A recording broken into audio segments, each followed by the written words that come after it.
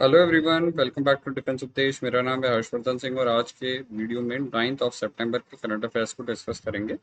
चलिए शुरू करते हैं। सबसे पहले बताइएगा, India has decided to purchase C-295 aircraft from which country. एक बहुत बड़ा इंपॉर्टेंट न्यूज़ रहेगा, स्पेशली डिफेंस एस्पिरेंट्स के लिए। चाहे वो एसएसपी हो, क्योंकि जो डिफेंस मॉडर्नाइजेशन अभी क्या चल रहा है वगैरह ऐसे क्वेश्चंस आते हैं तो वहाँ चिपका सकते हो, पॉइंट्स बना सकते हैं। साथ ही साथ इंटरव्यू में पूछा जा सकता है, एयरक्राफ्ट है तो आपसे पूछा जा सकता है एयरफोर्स वगैरह के एसएसबी में जा रहे हैं तो आप। उसके अलावा यूपीएससी के एग्जाम हो चाहे एफकेट का एग्जाम हो, हर एग्जाम के हिसाब से इंपॉर्टेंट है। C-295 aircraft from which country you are purchasing. तो इसका आंसर क्या होगा? इसका आंसर है Spain. C is the right answer. Spain की एक कंपनी है, ठीक है, जिससे हम ये प्लेन खरीद रहे हैं। इसके बारे में देख लेते हैं। C-295 MW ट्रांसपोर्ट एयरक्राफ्ट है। It cabinet committee on security approve the procurement of the 56, कितने आ रहे हैं? 56 आ रहे हैं। ये बात भी ध्यान रखनी है, आपको एग्जाम में आ सकता है। C-295 MW transport aircraft for the Indian air force. कौन सी कंपनी है? एयरबस कंपनी है। ध्यान रखिएगा, ये जो है वो प्लेन्स बनाती है, एयरबस कंपनी। एयरबस कंपनी का ही डिवीजन है डिफेंस एंड स्पेस के नाम से, और ये स्पेन के अंदर सिचुएटेड है फॉर इंडियन एयरफोर्स। इन्होंने खरीदने की बात की है। ये 5 से 10 टन कैपेसिटी जो है वहाँ पे ये ट्रांसपोर्ट एयरक्राफ्ट उसमें ऑपरेट करता है। एंड ये जो है वो इंडियन एयरफोर्स के प्रेजेंटली एवरो एयरक्राफ्ट को रिप्लेस करेगा।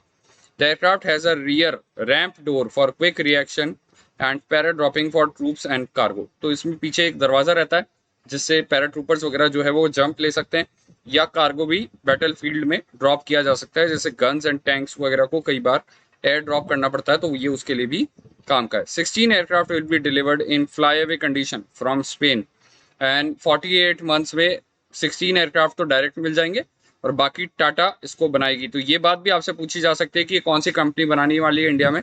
तो बाकी बचे हुए जो 60 सॉरी जो टोटल 16 के बाद बचे हुए जो 40 हैं, वो 40 जो है वो इंडिया में ही बनाए जाएंगे। तो इस तरीके से ये C-295 MW ट्रांसपोर्ट एयरक्राफ्ट पे क्वेश्चन एग्जाम में आ सकता है। ये इसकी फोटो है, तो आप थोड़ा सा ध्यान रख लीजिएगा। ट्रांसपोर्ट एयरक्राफ्ट बहुत बड़ा होता है और बेसिकली ये कार्गो वगैरह ले जाने के लिए हेल्प में लिया जाता है, और पैराट्रूपर्स वगैरह भी इससे जंप्स वगैरह लेते हैं। तो इसलिए C-295 एयरक्राफ्ट बहुत इंपॉर्टेंट है एयरफोर्स वाले एग्जाम्स के लिए। चलिए अगला क्वेश्चन है, बताइए which statement is true about pollen calendar. It is schedule for release of pollens in atmosphere. It shows the season in which respiratory diseases increase. It is recently released by the city of Chandigarh. तो ये कुछ statements हैं। अगर आप video को pause करके इसके बारे में सोचना चाहते हैं तो वीडियो को पॉज कर लीजिएगा। आंसर क्या है? आंसर है डी, तीनों स्टेटमेंट ही सही हैं। ऐसा क्यों है? क्योंकि पॉलन कैलेंडर जो है वो चंडीगढ़ सिटी ने अभी जारी किया। It is it's first pollen calendar जो है वो जारी किया गया। पॉलन कैलेंडर क्या होते हैं? एक तरीके से ज्योग्राफिकल रिप्रेजेंटेशन होता है of the time dynamic of airborne pollen taxa in the certain geographic area. यानी कि एक एरिया के अंदर कौन से टाइम पे कितने पारक या फिर जिनको हम जो पॉलन बोलते हैं वो रिलीज कर दिए जाते हैं एटमॉस्फेयर में। तो वो ज्यादातर ऐसा होता है कि फूलों के मीटिंग सीजन कौन से होते हैं उसके हिसाब से होता है। They are located location specific with concentration strongly tied to the flora fauna in the area. They provide easy to understand visual information on diverse airborne pollen species that are present throughout the year as well as their seasonality in single image. एक तरीके से एक ऐसी image होती है जो हमें बता देती है कि भाई किस मौसम में सबसे ज़्यादा पॉलन होंगे, और इसकी वजह से जो अस्थमा वगैरह के बीमार लोग होते हैं उनको बड़ी सहजता हो सकती है, आसानी हो सकती है ये समझने में कि उनको किन महीनों में ज़्यादा ध्यान रखने की ज़रूरत है। फॉर एग्जाम्पल ये जर्मनी का एक पॉलन कैलेंडर दिया हुआ है, ऐसा ही कुछ चंडीगढ़ ने जारी किया है। एग्जाम्पल के तौर पे हम इसको ले रहे हैं। एग्जाम्पल के तौर पे वहाँ पे उगने वाला हेजल जो पौधा है वो दिसंबर से जो है वो पॉलन यानी कि जो पराग होता है वो एक तरीके से हवा में छोड़ना शुरू करता है, और ये जून तक ऐसे ही चलता है, बट फरवरी मार्च में सबसे ज़्यादा रिस्क है। उसी तरीके से दूसरी तरफ रैगवीड जो सबसे आखिरी में यहाँ पे दिया हुआ है उसकी बात करेंगे तो ये जो है वो जून से चालू होता है और अक्टूबर तक चलता है, और इसके बीच में अगस्त से सितंबर के बीच में लोगों को ज़्यादा ध्यान रखने की ज़रूरत है किस टाइम पे इसका ज़्यादा इफेक्ट होता है। तो मेजरली ये इस तरीके से काम करता है। तो बेसिकली जनवरी से लेकर यहाँ पर सितंबर के बीच तक के महीनों में लोगों को रिस्क है, बाकी महीनों में वो सेफ रहेंगे। ऐसा आप मान सकते हो। तो इस तरीके से ये एक तरीके से दिखाने के लिए काम में आता है कि कौन से पेड़ के पराग जो हैं या कौन से फूल के पराग जो है वो किस वक्त कौन से पॉलन जो है वो एयर में रिलीज होंगे, जिसकी वजह से जिन लोगों को रेस्पिरेटरी बीमारियां होती है, सांस लेने में तकलीफ होती है, उन लोगों को आसानी हो सके, सुविधा हो सके। नेक्स्ट है what is right to sit. बताइएगा राइट टू सिट क्या है। इनमें से ऑप्शंस के बारे में सोचना चाहते हैं तो वीडियो को पॉज कर सकते हैं।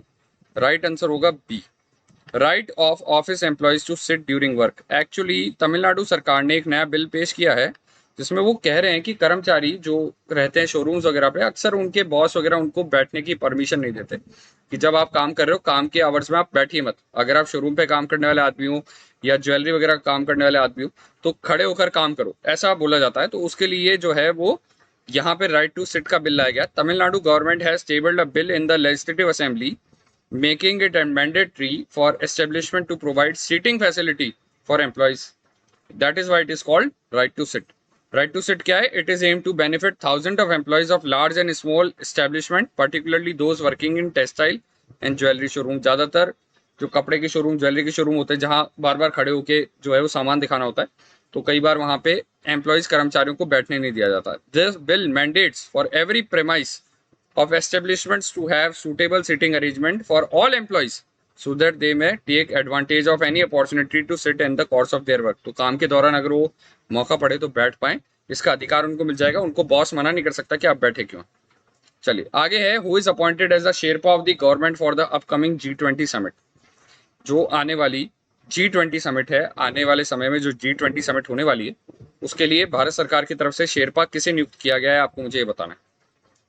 शेरपा क्या होता है इसके बारे में आगे बात करेंगे हम, बट ये डायरेक्टली क्वेश्चन इसी तरीके से यूपीएससी में आ सकता है या किसी और एग्जाम में भी आ सकता है। आंसर होगा ए, पीयूष गोयल। पीयूष गोयल जो वर्तमान में भारत सरकार में मंत्री हैं, खासतौर से जो है वो हमारे ये ट्रेड मिनिस्टर हैं। पीयूष गोयल को इंडिया का शेरपा नियुक्त किया गया G20 मीटिंग के लिए, जो आने वाले समय में होगी। इस साल G20 की अध्यक्षता इटली कर रहा है और ये अक्टूबर के महीने में होने वाली है। तो ये चीज़ आपको ध्यान रखनी है, शेरपा जो है वो पीयूष गोयल को नियुक्त किया गया है। ये कुछ पॉइंट्स हैं जो आपको डायरेक्टली याद रखना है। अब शेरपा होता क्या है? एक तरीके से सरकार अपनी तरफ से सारी बातों को डिस्कस करने का, एजेंडा सेट करने का, मीटिंग में क्या डिस्कशन होगा क्या नहीं होगा, क्या पॉइंट्स रेस करने नहीं करने, इसके लिए एक आदमी को अपॉइंट करती है जो सारा मतलब हेडेक देखेगा, सारी माथाहोड़ी देखेगा और सारा काम सॉर्ट आउट करके गवर्नमेंट की तरफ से पेश करेगा। तो ये जो होता है वो गवर्नमेंट के किसी हाई ऑफिसर को या बहुत विश्वसनीय आदमी को दिया जाता है काम, ताकि जब प्रधानमंत्री वहां जाए तो वो सारा उनका काम पहले से सॉर्ट आउट हो। तो ये होता है शेरपा। शेरपा जो है वो नेपाल से शब्द आया है, जैसा हम इंडियंस ने सबने सुना होता है। तो एक्चुअली शेरपा एक ऐसा आदमी होता है जिसके साथ अगर आप पहाड़ पे जा रहे हो तो शेरपा आपको वहां पे हेल्प करते हैं। इस तरीके से नेपाल वगैरह में शेरपा कम्युनिटी होती है, शेरपा एक बिरादरी होती है। तो उनके लोगों के हिसाब से ही ये शेरपा नाम आया है कि अगर प्रधानमंत्री G20 मीटिंग में जाएंगे तो शेरपा उनकी सहायता करेंगे कि वहां पे क्या करना है, कौन सी मीटिंग है, किससे मिलना है, कौन से पॉइंट्स उठाने हैं, उन सब का एजेंडा पहले से तैयार करके रखेंगे। Sherpa is the personal representative of the head of state or government who prepares an international summit, particularly the annual G7 और G20 summit. तो ज्यादातर G7 और G20 summit के संबंध में इस शब्द का इस्तेमाल होता है। This reduces the amount of time and resources required to negotiations of the head of the state at the final summit. तो जब फाइनल मीटिंग होगी तो उस टाइम पे टाइम बचेगा कि भाई क्या मीटिंग वगैरह में क्या डिस्कशन वगैरह। ये G20 मेंबर कंट्रीज के जो है वो मैप है। ध्यान रखना है आपको, इंडिया का कोई भी पड़ोसी इसका मेंबर नहीं है चाइना के अलावा। G20 में इंडिया का चाइना के अलावा कोई भी पड़ोसी मेंबर नहीं है। चाइना इसका मेंबर है, ये ध्यान रखिएगा। रशिया है, पूरा यूरोपियन यूनियन इसका मेंबर है। उसके अलावा इटली, फ्रांस, यूके और आपका जर्मनी ये हैं। यूके के अलावा यूएस, कनाडा, मैक्सिको, इधर ब्राजील, अर्जेंटीना, इसकी तरीके से साउथ अफ्रीका। तो पूरे अफ्रीका के अंदर साउथ अफ्रीका इकलौता ऐसा कंट्री है जो इसका मेंबर है। ऑस्ट्रेलिया इसका मेंबर है, न्यूजीलैंड भी नहीं है यहाँ तक कि, इधर से जापान है, साउथ कोरिया है और इंडोनेशिया। तो इस तरीके से 20 देशों का समूह है और ये विश्व की सबसे बड़ी जो 20 अर्थव्यवस्था होती। देखो मैं सबसे डेवलप नहीं बोल रहा हूँ, बड़ी बोल रहा हूँ। डेवलप्ड की बात अगर करते हम तो डेवलप्ड में तो जो है वो इंडिया और चाइना दोनों ही नहीं है, ठीक है। बट अगर मैं बात करूंगा बड़ी, साइज वाइज बड़ी, तो इंडिया और चाइना बहुत बड़ी हैं।